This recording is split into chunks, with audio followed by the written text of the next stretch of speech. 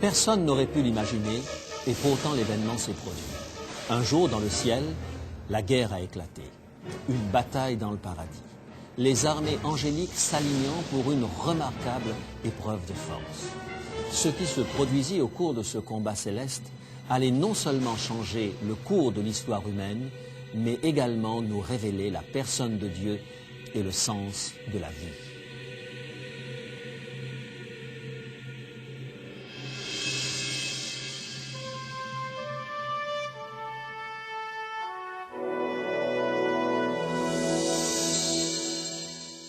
Il est écrit, « Je suis José Élisée et je vous propose la solution à vos besoins les plus profonds, Jésus-Christ. »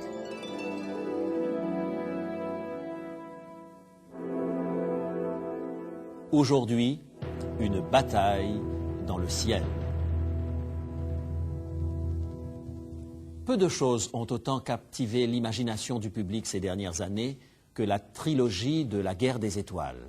Plus que de rapporter d'énormes recettes, les films La guerre des étoiles, L'Empire contre-attaque et Le retour du Jedi ont contribué à créer un nouvel univers dans l'imaginaire populaire.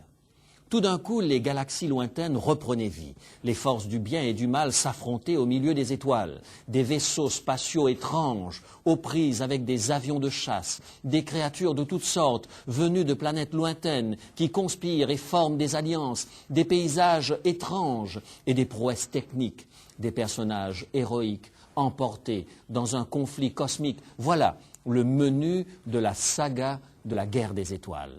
Cette trilogie a hissé la science-fiction à un tout nouveau niveau. Non seulement le producteur George Lucas s'est révélé un maître des effets spéciaux, mais il s'est adressé à un public qui mourait d'envie de découvrir la force, de transcender ses limitations humaines, de vivre par procuration une certaine destinée cosmique. Pour quelques personnes, la saga de la guerre des étoiles était presque comparable à une expérience religieuse. Mes amis, j'aimerais vous parler d'un conflit cosmique qui éclipse tout ce que nous, êtres humains, pouvons imaginer. Les guerres des anges sont plus impressionnantes, plus réelles que tout ce que nous pouvons voir à l'écran. Et en tant qu'êtres humains, nous sommes sans conteste mêlés à ce combat extraordinaire. Il nous entraîne dans les endroits les plus reculés de l'univers. Il nous emporte aussi au plus profond de nos propres cœurs. Permettez-moi de partager avec vous une bataille extraordinaire qui se poursuit depuis des siècles. Une bataille très réelle, relatée par la Bible. Cette bataille est de la plus haute importance parce qu'elle détermine qui est Dieu. C'est une bataille en rapport avec la destinée humaine et nous sommes tous impliqués, que nous soyons conscients ou pas. Le livre de l'Apocalypse décrit cette bataille en des termes très très clairs. Une chose impossible à croire. Il dit qu'une guerre a éclaté dans le ciel. Comment, me direz-vous, peut-il y avoir une guerre dans le ciel? C'est un paradoxe, c'est impossible. Mais la chose s'est bien produite. Nous le lisons dans Apocalypse, chapitre 12, les versets 7 à 9. Une guerre dans le ciel. Incroyable. Alors, écoutez ceci. Apocalypse, chapitre 12, versets 7 à 9. Et il y eut guerre dans le ciel. Michel et ses anges combattirent contre le dragon, et le dragon et ses anges combattirent, mais ils ne furent pas les plus forts, et leur place ne fut plus trouvée dans le ciel. Et il fut précipité, le grand dragon, le serpent ancien, appelé le diable et Satan, celui qui séduit toute la terre, et ses anges furent précipités avec lui. Une guerre dans le ciel. Des anges impliqués dans ce combat. Bon nombre de théologiens croient que Michael fait référence à Jésus-Christ. Michael et ses anges contre le dragon et ses anges. Le dragon est une des nombreuses appellations bibliques pour désigner Satan. Satan et ses anges ont dû être chassés du ciel. Avant de nous poser la question pourquoi y a-t-il eu une guerre dans le ciel, nous pourrions nous poser une autre question. Qu'est-ce que le dragon faisait au ciel? C'est troublant, n'est-ce pas? Que faisait Satan dans la demeure de Dieu? D'où venait-il? Essayons maintenant de mettre en place les indices qui nous permettront de savoir ce qui s'est vraiment passé au ciel. Tentons de découvrir ce que Satan, le dragon, pouvait bien faire dans le ciel. Les Écritures nous donnent des indications sur la façon dont ce conflit s'est développé. En fait, nous pouvons reconstituer une sorte de pré-biographie de Satan. Quelle était son apparence avant la création du monde? D'où est-il venu? Le premier indice nous est fourni par le livre d'Ézéchiel. Ce prophète a un jour fait une prédiction concernant le roi de Tyr. Mais derrière le roi de Tyr, nous voyons se profiler un autre personnage, une créature angélique. Lisons dans Ézéchiel le chapitre 28 et les versets 12, 14 et 15. Dans cette prophétie prononcée sur un roi de l'Antiquité, Dieu révèle clairement le conflit entre le bien et le mal. Ézéchiel 28, verset 12, nous dit ceci.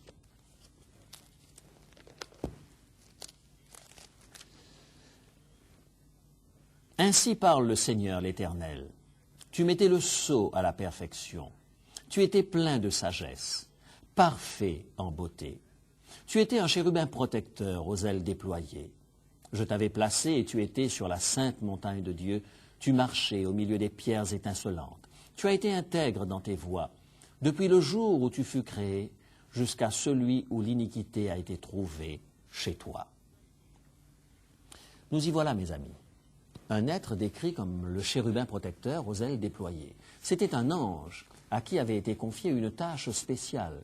Dans le temple juif, les chérubins protecteurs se tenaient sur le propitiatoire, qui représentait le trône de Dieu. Cet ange avait, selon la Bible, un lieu spécifique près du trône de Dieu. Il mettait le sceau à la perfection. Il était plein de sagesse et parfait en beauté. L'image qui le représente, marchant au milieu des pierres étincelantes, suggère que cet ange était près de Dieu, dans la proximité de l'éclat du Saint des Saints. Mais une chose regrettable est arrivée à cet ange merveilleux. L'iniquité fut trouvée chez lui. Il a permis au péché d'entrer dans sa vie. Comment donc? Quel genre de péché? Quelle sorte de péché pouvait bien entrer dans le paradis? Nous le trouvons au verset 17 du même chapitre d'Ézéchiel. Voici ce qu'il est dit. Ézéchiel 28, verset 17. Ton cœur s'est élevé à cause de ta beauté. Tu as corrompu ta sagesse par ton éclat. Cet ange commence à ne penser qu'à sa propre splendeur, hypnotisé par sa propre beauté. Arrêtons-nous un instant pour méditer sur cette pensée.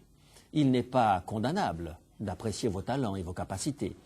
Il n'y a rien de mal au fait d'avoir une bonne estime de soi. En quoi cet ange a-t-il dépassé les bornes? Comment est-il passé d'une bonne estime de soi à l'iniquité? Comment sa sagesse a-t-elle été corrompue?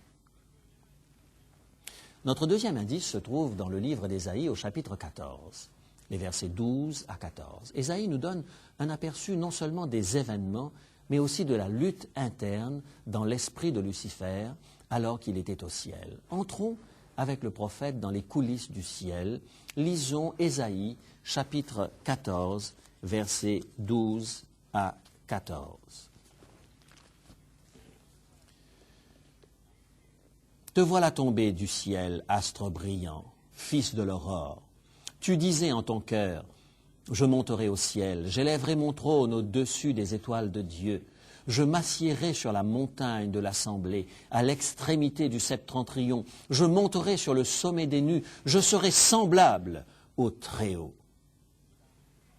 Lucifer, le sage, l'ange splendide, le fils de l'aurore, cet ange a développé un complexe de supériorité. Il convoitait une autre situation. Ce n'était pas suffisant pour lui d'être près du trône de Dieu. Il voulait un trône au-dessus des étoiles de Dieu. Il n'était pas satisfait d'habiter la gloire de Dieu. Il voulait monter sur le sommet des nues. Parfait en beauté, Lucifer était déjà semblable au Très-Haut. Mais lui, il voulait être semblable au Très-Haut dans toute l'acception du terme. Il enviait son autorité, sa puissance. Il désirait occuper un rang aussi élevé que le Très-Haut. C'est ainsi que tout a commencé. C'est ainsi que cet ange a amorcé sa chute tragique, une chute dans laquelle il allait entraîner avec lui beaucoup d'autres anges. Lucifer était aimé. Il aurait dû avoir une bonne estime de soi. Mais son estime de soi s'est transformée, on ne sait trop pourquoi, en orgueil. Lucifer occupait une position honorable. Il aurait dû être pleinement satisfait, mais la convoitise a germé dans son cœur. De quelle manière? Qu'est-ce qui pousse les gens à vouloir plus et toujours plus? Qu'est-ce qui force les gens à vouloir occuper la place la plus élevée? Une seule chose, mes amis, le refus de l'amour. Savez-vous ce qu'est l'orgueil? C'est un substitut à l'amour. L'orgueil est le vêtement indu dont nous drapons notre insécurité. Et qu'en est-il de la convoitise? C'est aussi un substitut à l'amour. La force qui nous pousse à désirer toujours plus est une tentative désespérée de gérer l'insécurité. L'orgueilleux Lucifer était rongé par l'anxiété dans le ciel. L'apôtre Jean nous dit que Dieu est amour. L'amour enveloppait Lucifer, mais Lucifer s'est détourné de cet amour.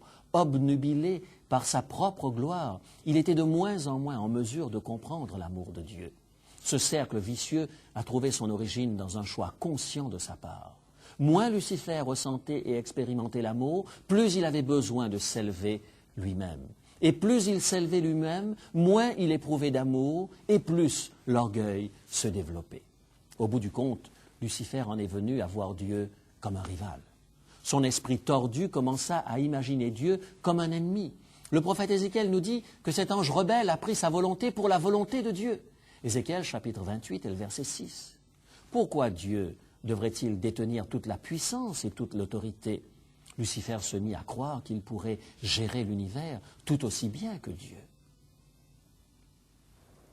Essayons d'imaginer le genre d'émoi que cela a pu provoquer dans le ciel. Imaginez un endroit où la jalousie, la calomnie et la méchanceté n'existent pas, n'ont jamais existé, où il n'est jamais venu à l'idée de personne de remettre en question la sagesse et l'amour de Dieu. Et soudainement, Lucifer, cet ange de lumière, ce chérubin si proche du trône de Dieu, commence à murmurer. Il se demande pourquoi Dieu devrait être l'objet de tous les hommages. Il se demande pourquoi toute créature doit obéir à Dieu. Il existe peut-être une alternative, une meilleure façon de diriger l'univers. Lucifer mit en doute la justice de Dieu. Lui qui semblait si raisonnable, si sage, sevré de la source de l'amour, l'orgueil et la convoitise régnaient en maître dans son cœur. Cependant, en apparence, il était toujours un ange resplendissant de lumière. Manifestement, Lucifer réussit à persuader d'autres anges à se joindre à lui dans sa rébellion. Ils étaient suffisamment nombreux pour livrer bataille afin de déterminer qui aurait le droit de diriger l'univers. Voyons maintenant comment Dieu allait gérer cette situation. Qu'allait-il faire de Lucifer? Bon nombre d'entre nous aujourd'hui pourraient se dire que Dieu aurait tout simplement dû détruire Lucifer. Pourquoi? Parce que si c'était là l'origine du mal, si Lucifer était le premier à se couper de l'amour de Dieu, alors mieux eût valu tuer le mal dans l'œuf. Pourquoi ne pas l'avoir éliminé comme on écrase une mouche? Pourquoi ne pas avoir détruit le mal avant qu'il ne s'étende? Pourquoi ne pas l'avoir éliminé avant qu'il ne cause tant de souffrance dans le monde? Excellente question. Pourquoi Dieu n'a-t-il pas tout simplement détruit Lucifer? Répondre à cette question, c'est découvrir une foule de vérités oubliées sur Dieu. C'est découvrir le sens de notre présence ici, sur la planète Terre. Cette réponse tient en 3 mots. Dieu et amour. Dieu tisse avec nous des liens d'amour. Et l'amour, voyez-vous, ne force jamais personne. Rappelez-vous, Lucifer fut le premier à remettre en question la justice de Dieu. Il prétendait qu'il y avait une alternative, une meilleure façon de faire. Il prétendait que la puissance de Dieu était arbitraire. Que serait-il arrivé si Dieu l'avait détruit? Tout simplement, cela aurait-il réglé la question? Les anges auraient-ils été convaincus que Dieu n'est pas arbitraire? Mes amis, l'amour agit de façon différente. L'amour ne force jamais. L'amour laisse la possibilité à chacun de voir par lui-même, de décider, de choisir. Dieu veut que nous l'aimions pour ce qu'il est vraiment. Et cela n'est possible que si nous avons vraiment le libre choix. Lucifer, devenu entre-temps Satan, fut chassé du ciel et précipité sur la terre. Et c'est ici, sur la terre, qu'il a commencé à séduire les êtres humains pour les entraîner après lui. Lorsque Lucifer a mis Dieu au défi, Dieu lui a dit en effet, c'est bon, établis ton système alternatif. Que tout l'univers voit ce qui se passe, que tous les êtres créés voient ce qui arrive dans un monde sevré d'amour. Personne à ce moment, sauf Dieu, ne savait jusqu'à quel point l'alternative de Lucifer serait un désastre. Personne ne pouvait imaginer le lot de souffrance et de misère qu'elle allait entraîner. Mais Dieu procédait de manière à placer l'univers à jamais sur un fondement sûr. Il nous fallait voir par nous-mêmes les effets dévastateurs du péché. Nous devions apprendre que le projet de Dieu est le meilleur, sans l'ombre d'un doute. Vous voyez, c'est l'unique moyen par lequel Dieu pouvait régler le problème du mal une fois pour toutes. La seule façon de s'assurer que le mal ne troublerait plus jamais l'univers. Le projet de Dieu, c'est que le moindre doute soit balayé. Son désir, c'est que l'histoire de notre planète s'élève à jamais en témoignage à la légitimité de l'amour. Le fondement du gouvernement de Dieu, c'est l'amour. C'est la raison fondamentale du conflit entre le bien et le mal ici-bas et dans tout l'univers. C'est l'amour à la manière de Dieu, opposé à la force et la manipulation à la manière de Satan. Et croyez-le ou non, l'amour est la véritable cause de la guerre dans le ciel. Pourquoi les anges de Dieu durent-ils se battre contre les anges de Satan? Parce que Dieu a mis des limites au projet de Satan. Il a permis à Satan d'expérimenter son système alternatif, mais il lui a refusé le droit de semer le chaos dans tout l'univers. En excluant Satan du ciel, Dieu imposait des limites à ses activités. Et cela aussi est une manifestation de l'amour. L'amour ne contraint et ne manipule pas l'autre, mais il fixe des limites. Lorsque l'enfant dit « Laisse-moi tranquille, je veux tout connaître, même la drogue », l'amour répond « Je t'aime trop pour te regarder, te détruire et rester les bras croisés. » L'amour ne capitule pas devant le mal. Satan fut chassé de la présence de Dieu, mais il n'a pas quitté le ciel de bon gré. Il a tenté de forcer les limites fixées par Dieu. C'est pour cette raison qu'il y eut guerre dans le ciel. Quelle fut la nature de cette guerre? Il est difficile d'imaginer des anges se trucidant à l'arme blanche ou au laser dans les cours célestes. Était-ce un combat spirituel? Une guerre pour le contrôle de l'esprit? La Bible ne donne pas plus de détails. Mais une chose est certaine, Satan et ses anges furent chassés du ciel car ils ne sont pas partis de leur propre gré. Voilà la triste histoire de Lucifer. Voilà le résultat lorsque l'orgueil et la convoitise prennent racine dans le cœur. Voilà le résultat lorsqu'un ange parfait en beauté tourne le dos à l'amour. La scène s'est déroulée dans la banlieue de Boston en août 1973. Chuck Colson était l'un des conseillers présidentiels les plus écoutés. Il était venu rendre visite à un ami du nom de Tom. Colson ne savait pas encore que ce directeur de société venait de se convertir à Christ. Alors qu'il était assis dans l'élégant salon de Tom, Colson commença à se plaindre du traitement injuste dont il avait été l'objet par la presse. L'affaire du Watergate commençait à éclater au grand jour. Après que Colson eut épuisé toutes ses explications, Tom lui dit gentiment « Le Watergate et ses sales combines étaient tellement inutiles. Et c'était injustifiable, tout simplement injustifiable. » En cela, il ne pouvait dire plus vrai, car Nixon avait été réélu avec la plus forte majorité jamais acquise par un président des États-Unis. Si seulement vous aviez cru à la légitimité de votre cause, rien de tout ceci n'aurait été nécessaire, dit-il. Puis il continua. Vous étiez obnubilé par la nécessité de détruire vos ennemis, et vous n'aviez pas une once de confiance en vous-même. Colson commença à essuyer la sueur de son front. La chaleur de la pièce lui parut insupportable. Il sentit le besoin de boire quelque chose de fort. Colson devait l'admettre. Tom avait marqué un point. Lui et ses collègues de l'administration Nixon avaient développé une mentalité d'assiégés. Nous contre eux. La Maison-Blanche, façon Nixon, versus le reste du monde. Colson travaillait chaque jour dans la proximité du bureau ovale. Il participait aux destinées de la nation la plus puissante de la Terre.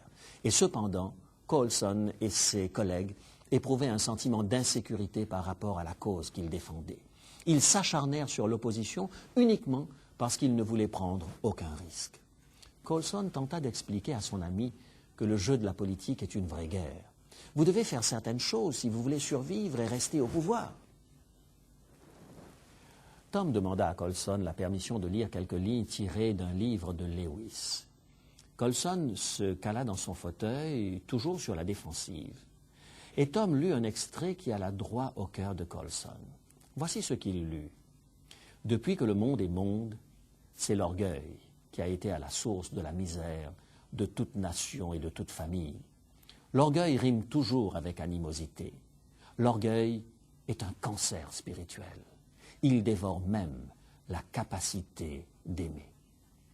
Pendant que Tom lisait, des épisodes de sa propre vie défilèrent devant les yeux de Colson. Il se rendit compte comment, petit à petit, il était devenu arrogant, comment son cœur était devenu sec.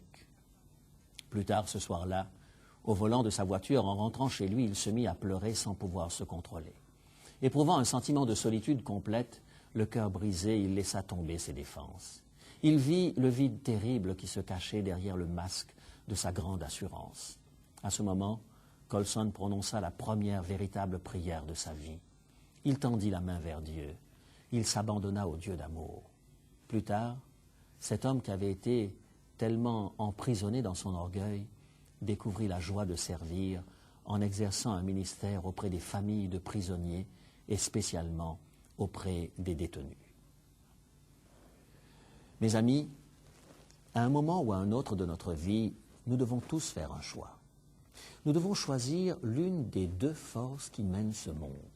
Choisir entre l'orgueil et l'amour. Nous devons choisir si nous allons amasser tant et plus ou si nous allons nous mettre au service de Dieu. Nous devons choisir entre nous défendre nous-mêmes ou laisser Dieu nous défendre. La guerre qui a commencé dans le ciel se poursuit encore dans l'univers et dans nos cœurs. C'est un conflit qui se niche au plus profond de nos cœurs. Le front de la bataille n'est pas toujours clairement délimité, mais il existe. Deux forces sont en présence, deux puissances s'affrontent. Elles conduisent dans des directions opposées et il vous appartient de faire un choix entre l'orgueil et l'amour.